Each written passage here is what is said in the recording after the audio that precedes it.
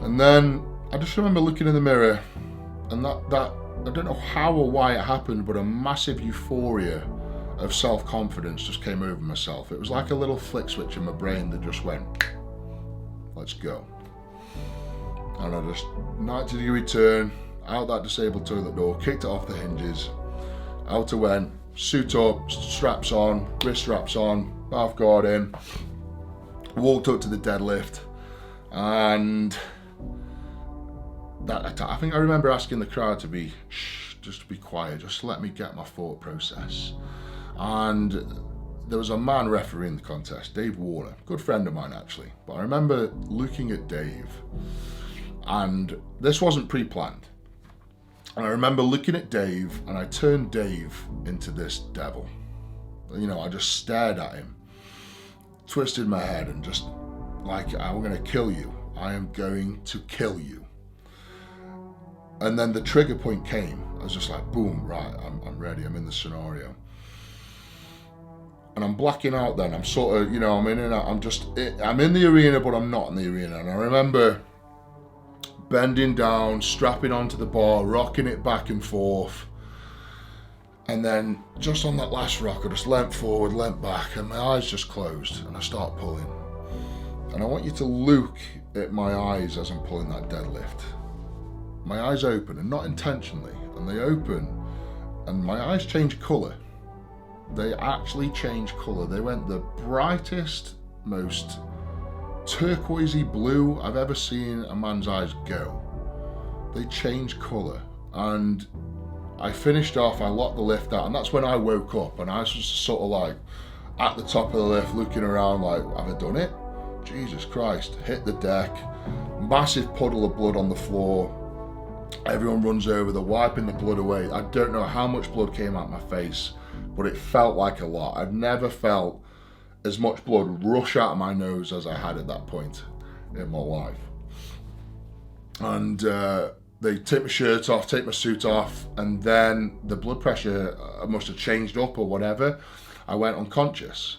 And I've watched the footage back, and I'm sort of in people's arms, and I'm in and out of consciousness. I'm sort of convulsing, just sort of like, you know, not quite sure where I am.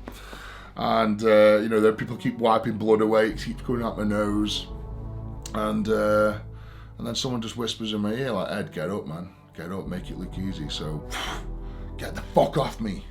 Everyone backs away, stand up, did my little speech to the crowd, thanked the wife. And then backstage, boom, out again. Paramedics on me, get me on the table, checking my heart rate through the roof, well over 200 beats per minute. Blood pressure was unreadable. They put an ECG on me to try and get some sort of gauge of what my heart was doing. Couldn't get one. We'll do it again. Couldn't get one, do it again. And you know, by the fourth time that a paramedic's saying that his equipment's faulty, that it's not faulty, it's you, you're in danger. And I wouldn't let them take me anywhere, you know. I was very sort of, I'm staying here, I'm gonna ride it out. And at this point I realized that I was actually going blind. I lost the vision in the center of my eyes, I couldn't see around it. It was like an arc eye effect, and that's when I got quite scared, and I just lay down on my back, and I remember just staring at the ceiling in this horrible sort of hallway behind the arena. Just staring at this very commercial ceiling with all air ducts and everything. I thought, this is where I'm going to die. This is it. This is where Eddie Hall dies. And luckily, I mean, you know, everyone around me, and then I know people are like wiping blood out my ears. I had blood coming in my tear ducts, in my eyes. The blood was still coming out my nose. I think it was pretty evident, you know, I did something pretty serious. You know, I blew something up in my head that was pretty nasty. Took me about 2.5, 3 hours for me to sort of calm down, recover, my heart rate calmed down, my blood pressure calmed down. The ECG came back all clear. And you know, I was able to, you know, walk, get up, do a meet and greet after the show, got myself back to the hotel, and out, just done. You know, that was the most exhausting day of my life. The next day, I went to drive my car home, and I physically or mentally, whatever, I couldn't drive my car. I couldn't work out how to work my gear stick. I couldn't work out how what the steering did. I was that mind boggled. I couldn't drive my car home. I had to get someone to come and drive me back to my home. The next day was my son's birthday party. I think it was his fourth birthday party, and I didn't remember people's names. I'm having conversations with people 2 or 3 times, the same conversation, and my wife's going to me, Eddie, you've said that 3 times now, and I'm like, oh, okay, who's that over there? That's your brother. It was quite scary when people are saying this stuff to me. I had physio the next day as well. My physio came around to the party actually, and did physio. We found some bulge vertebra in my back, very bad bruising.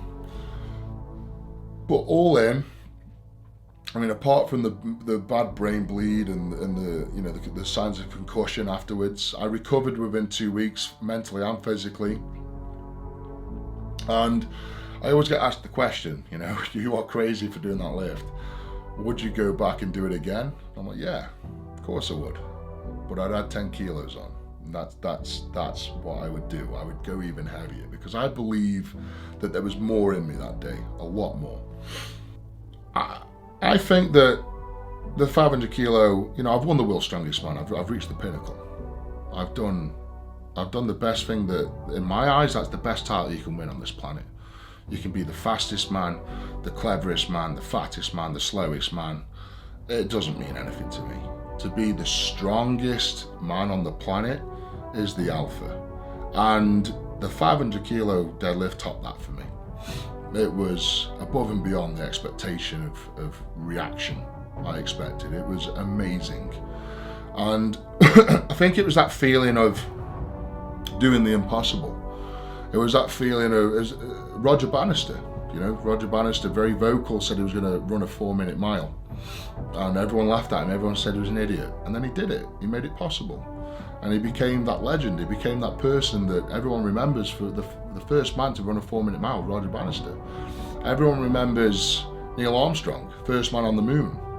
And I'm the first man to lift half a ton off the floor.